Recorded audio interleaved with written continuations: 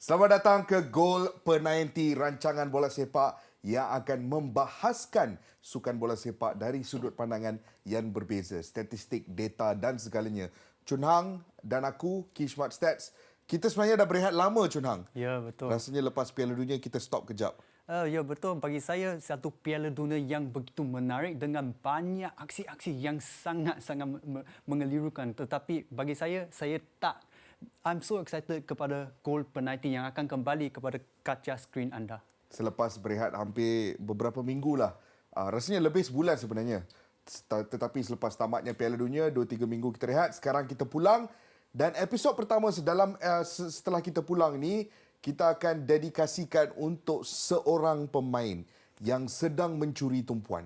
Dan yang paling menarik, pemain ini tidak beraksi di pentas Piala Dunia langsung. Individu ini berehat sepanjang Piala Dunia dan setelah kembalinya aksi Liga Perdana Inggeris, dia terus mengingatkan kita kenapa dia mungkin antara pemain terbaik di Liga Perdana Inggeris pada ketika ini. Siapa individu ini, Cunang? Pemain ini adalah Martin Odegaard yang kini menyelah bersama pasukan Arsenal. Boleh dikatakan antara pemain midfielder yang paling baik mungkin dalam kemuncak prestasinya bersama Arsenal yang kini di kedudukan pertama di Liga Perdana Inggeris. Arsenal di kedudukan pertama. Gayatlah pada ketika ini. Dan Odegaard memang memainkan peranan yang luar biasa. Baru-baru ini assist dia untuk jaringan Gabriel Martinelli. Ya, betul. Dalam pentas Liga Perdana Inggeris adalah antara assist yang paling outrageous pernah kita tengok di pentas Liga Perdana Inggeris. Jadi Odegaard adalah individu yang sangat influential. Ramai yang sedang memuji dia pada ketika ini. Tetapi untuk kita memahami perjalanan Odegaard yang ketika ini sedang dipuji orang ramai, kita perlu memahami asal-usul Odegaard dan bagaimana dia pada mulanya tiba di pentas bola sepak Eropah dan mula dikenali oleh penyokong bola sepak di seluruh dunia. Hakikatnya, Chun Hang, kali pertama Martin Odegaard mula dikenali orang ramai adalah apabila dia menyertai Real Madrid pada tahun 2015. Pada usia berapa, Chun Hang? 15 sahaja. 15 tahun dia menyertai Real Madrid. Dan ketika dia tiba di Real Madrid, dia tiba dengan expectation yang sangat besar. Tetapi kalau kita tengok statistik, dalam 4-5 tahun ketika dia di Real Madrid, jumlah penampilan dia bersama Real Madrid sangat kurang. Jumlah penampilan dia bersama Real Madrid Castilla, 62 dan 5 gol. Dan dia melalui 2 stint pinjaman. Dan mungkin satu saja yang boleh kita katakan successful sedikitlah. Vitesse Arnhem, 39 penampilan, 11 jaringan. Ini adalah rekod Odegaard di antara 2015 hingga 2019, di mana prestasinya sangat mengecewakan, Junang. Ya, dan sekiranya apabila dipilih untuk menyertai Real Madrid adalah sesuatu penghormatan tertinggi dalam dunia bola sepak dan adalah satu kredit yang sangat-sangat besar. Tetapi dalam kisah Martin Odegaard sebagai seorang pemain yang hanya berusia 15 tahun untuk menyertai satu pasukan sebesar Real Madrid, itu adalah satu tekanan yang begitu besar kepada bahunya pada usia yang sangat-sangat muda.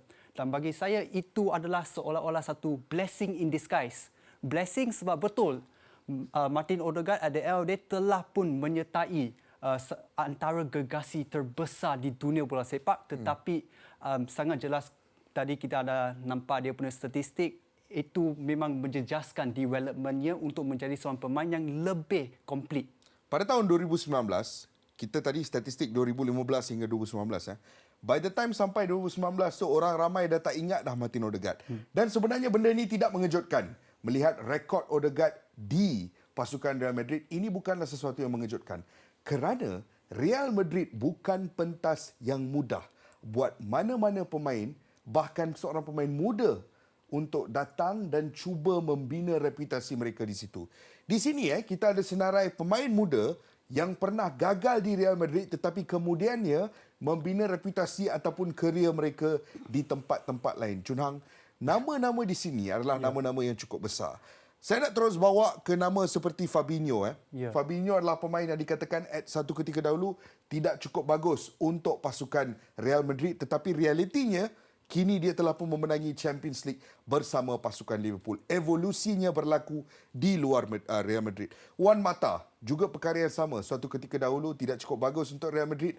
Kemudian ia beraksi bersama pasukan Chelsea, memenangi UCL di situ juga dan menghabiskan satu kerjaya yang boleh kita katakan respectable bersama Man United. Mungkin nama yang penyokong Real Madrid sendiri akan sangat tidak puas hati sehingga hari ini adalah Samuel Eto'o, salah seorang pemain yang juga dikatakan suatu ketika dahulu tidak cukup bagus untuk Real Madrid. Realitinya dia akhirnya menjadi salah satu pemain berstatus legenda di seteru utama mereka iaitu Barcelona. Memenangi UCL, menjadi sebahagian daripada pemain terpenting di bawah Pep Guardiola satu ketika dahulu. Jadi ini semua adalah nama-nama pemain yang gagal. Persoalannya Chun Hang, kenapa mereka gagal di Real Madrid? Kenapa Real Madrid ni suatu medan yang sangat sukar buat pemain-pemain muda? Hakikatnya dengan ekspektasi pada seorang pemain Galactico bersama Real Madrid itu adalah sesuatu tekanan dan satu status yang sangat tinggi dan itu akan menjejaskan development seorang pemain muda seperti pemain-pemain yang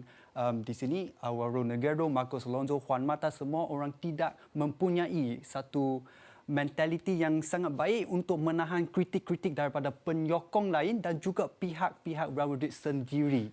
Kita kena ingat, Real Madrid ni adalah antara kelab gergasi terbesar di dunia dengan kumpulan penyokong yang paling vokal. Ingat Gareth Bale, Gareth Bale punya relationship dengan penyokong Real Madrid pun tak pernah baik. Walaupun dia adalah wira yang menjaringkan jaringan sepakan gunting dalam final Piala Liga Juara-Juara Eropah menentang Liverpool, dia juga adalah individu yang menunjukkan prestasi luar biasa menentang Barcelona dalam final Copa del Rey beberapa tahun lepas. Tetapi relationship bersama fans begitu tidak baik. Sama juga Cristiano Ronaldo. Ya, betul. Legenda pasukan Real Madrid yang apabila dia tidak beraksi dengan baik dalam beberapa perlawanan, siap dibu oleh penyokong sendiri. That's how pressure ataupun that's how much pressure yang datang daripada penyokong terhadap pemain-pemain Real Madrid dalam pasukan mereka. Bukan medan yang mudah ya, bagi mana-mana pemain muda untuk masuk dan live up to the potential lah, bak kata orang. Jadi di sini Odegaard tiba 2019 dalam satu posisi yang unik. Ya. Kerana 2019, orang dah lupakan nama dia. Orang dah tak ingat pasal Odegaard yang 4 tahun lepas disebut-sebut sebagai antara permata muda terbaik di dunia. Dan pada ketika dia tidak diingati oleh orang ramai, Odegaard mendapat satu peluang untuk cuba membangkitkan kerjaya dia. Iaitu satu peluang untuk berhijrah secara pinjaman ke Real Sociedad. Ya. Dan di Real Sociedad, Chun Hang, Ya. dia membina satu hubungan yang sangat baik bersama juru latih mereka. Ya. Dan bersama juru latih Sociedad, Alguacil, di situ dia membina satu kesefahaman yang luar biasa dan sebentar lagi kita akan cuba menerangkan bagaimana dia menjadi antara pemain yang paling penting dalam sistem Sociedad itu. Mengikut laporan dari Marca ni, apa yang dikatakan tentang Chun Hang di sini? Kalau kita lihat di sini menurut sumber dalaman, Odegaard telah membina satu hubungan yang cukup baik dan cukup sempurna dengan Alguacil. Dan kita tahu Alguacil adalah seorang ketua jurulatih yang boleh dikatakan seorang father figure kepada Martin Odegaard yang sering kali akan memberi sokongan yang sepenuh dan memberikan kepercayaan kepada kualiti yang ada dalam Martin Odegaard. Dan kepercayaan ini mungkin tidak diberikan kepadanya bersama Real Madrid.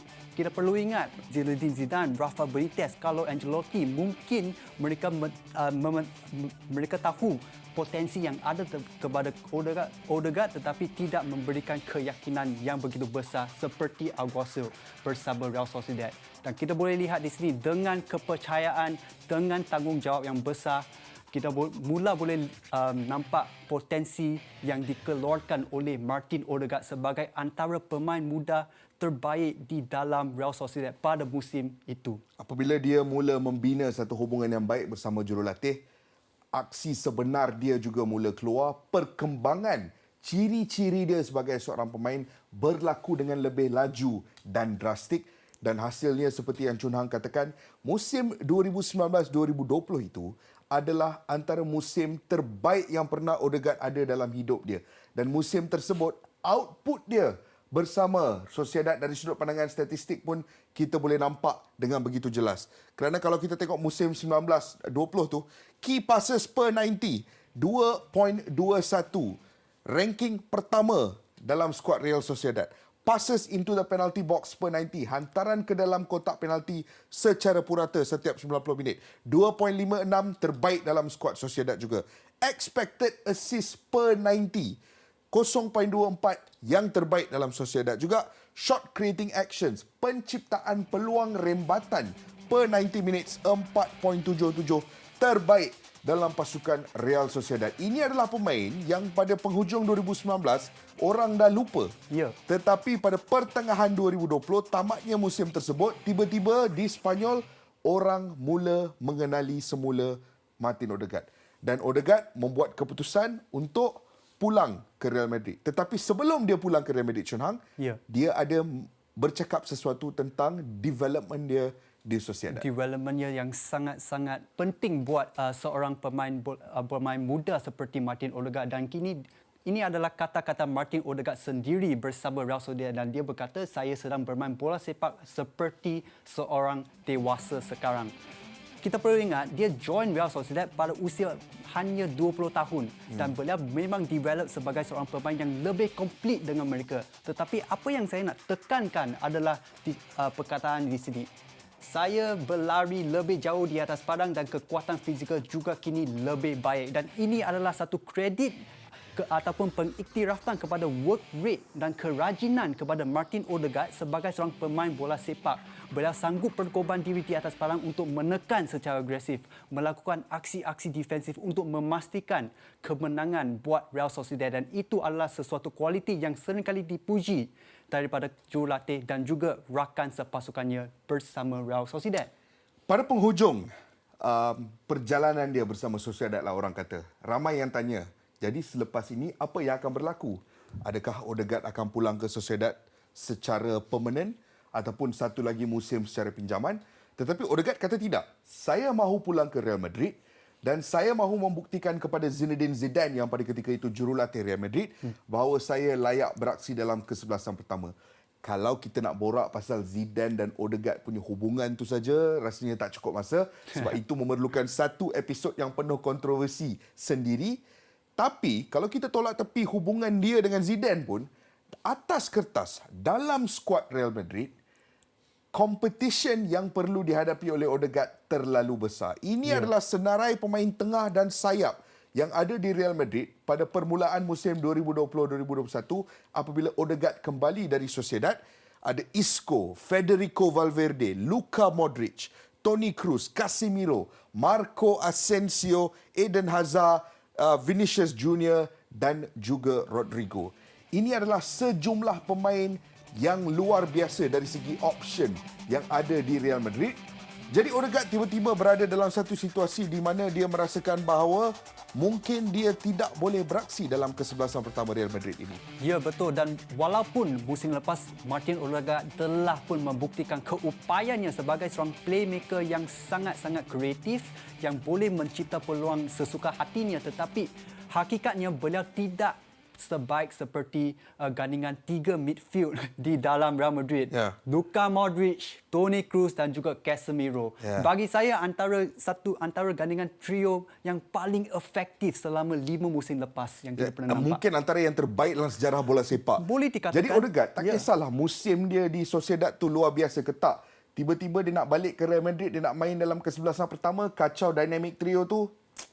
Memang tak lepas. Dan pertengahan musim tersebut, pada Januari 2020, Odegaard sendiri dah sedar perkara itu dan dia tiba-tiba dapat satu peluang untuk berhijrah ke Arsenal yang pada ketika itu berada di permulaan projek Mikel Arteta, dan Arteta melihat Odegaard sebagai satu peluang yang unik. Seorang permata yang telah dilupakan oleh dunia bola sepak dan boleh didapatkan dengan nilai yang cukup rendah untuk mereka bereksperimen. Dan dari perspektif Odegaard juga, perpindahan secara pinjaman adalah satu perpindahan yang low risiko kerana Arsenal 15 tahun lepas prestasi mereka tidak baik. Jadi dari perspektif Odegaard, kalau dia pergi ke Arsenal, projek itu tidak menjadi, dia boleh pulang selepas 6 bulan. Dan itu yang berlaku, perpindahan secara pinjaman, dan ia berjalan dengan cukup lancar dan kemudiannya Odegaard menyertai Arsenal secara permanen. Dan dalam 2 musim lepas, 1,5 musim lepas lah, Odegaard telah mula menunjukkan kualitinya bersama Arsenal. Ini adalah sesuatu yang luar biasa, Chun Hang. Ya, bagi saya, dan aku still ingat perkataan-perkataan yang digunakan untuk describe Martin Odegaard punya transfer adalah overrated signing. Dan mungkin banyak yang teringat dengan status Martin Odegaard sebagai seorang Galactico yang akan gagal di sesebuah klub seperti Arsenal yang berstatus tinggi. Ramai juga yang ingat, Arsenal sebelum ni pernah loan Danny Ceballos yang gagal. Betul. Tapi realitinya output Odegaard membuktikan sebaliknya. Ya, kalau kita lihat di sini dalam musim debutnya 4.36 shot creating action setiap 90 minit dan itu adalah satu jumlah yang begitu baik. Cuma bayangkan di sesebuah perlawanan secara purata Martin Odegaard akan mencipta lebih kurang 4 shot creating actions kepada rakan sepasukannya. Kalau kita lihat kepada sini, key passes penalti juga sangat tinggi, 2.08, passes into the penalty box 1.88 dan juga expected assist 0.2. Dan prestasi ini memujuk Arsenal untuk melayan 40 juta kepada perkhidmatan Martin Odegaard secara permanent dalam musim seterusnya. Dan ada peningkatan di situ. Ada peningkatan. Musim seterusnya, dari 4.36 shot creating actions, tiba-tiba menjadi 5.14. Key passes juga meningkat dari 2.08 ke 2.49. Passes into penalty box juga meningkat lagi. Expected assist lebih kurang sama, tetapi secara purata output dia apabila menyertai Arsenal secara permanen agak luar biasa. Dan Cunang, kalau kita tengok di sini juga, beberapa contoh pergerakan dia musim lepas, musim penuh pertamanya bersama Arsenal, dia menjadi antara pencipta peluang yang sangat elit untuk pemain-pemain seperti Saka dan juga Martinelli. Ya, bagi saya beliau telah membuktikan keupayanya sebagai tujang kreativiti Arsenal yang begitu efektif di sini. Anda boleh lihat banyak hantaran-hantaran yang betul-betul progresif ke arah pintu gol, terutamanya di dalam kotak penalti supaya boleh membantu pasukannya menjaring gol.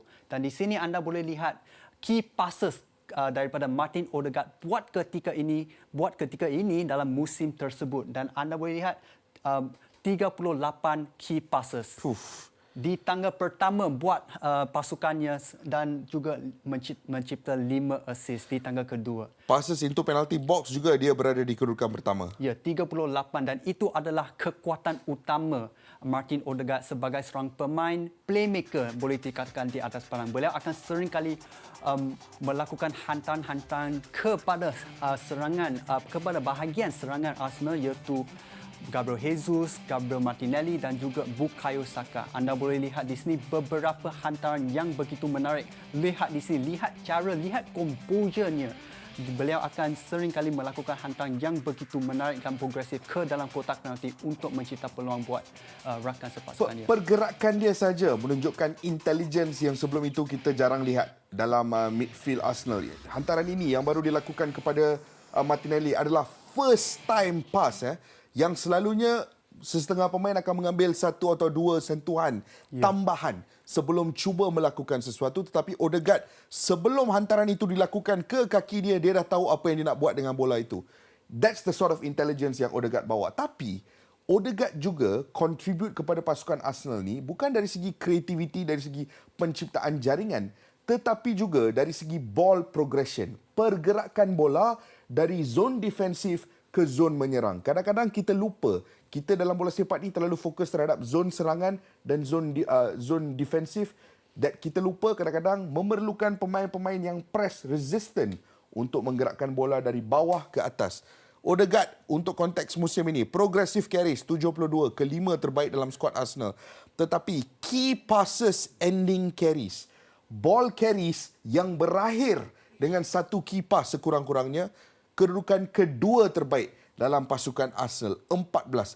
Dan kalau kita lihat map di sebelah itu, Chun Hang, kita boleh nampak bagaimana dia memainkan peranan yang sangat besar dari segi carries ataupun progressive passes untuk menggerakkan bola dari bawah ke zon-zon berbahaya. Ya, dan ini adalah antara satu kualiti yang ada daripada Martin Odegaard, satu teknik yang begitu baik untuk menggerakkan bola dari bawah terus menggerakkan bola, memajukan bola melalui progressive carries dengan banyak ke arah pintu gol. Dan mungkin beliau tidak direct seperti Martinelli ataupun Bukayo Saka dengan speed dia yang Martin Odegaard mungkin ada sedikit kurang di situ, tetapi beliau masih lagi memiliki teknik untuk sentiasa mengawal bola dengan sangat-sangat positif, sangat efektif supaya menjadi seorang pemain yang sangat-sangat susah untuk menghenti di atas padang. Dan di sini kita boleh nampak bagaimana kebolehan dia untuk beroperasi dalam kawasan-kawasan di mana ruang cukup sempit,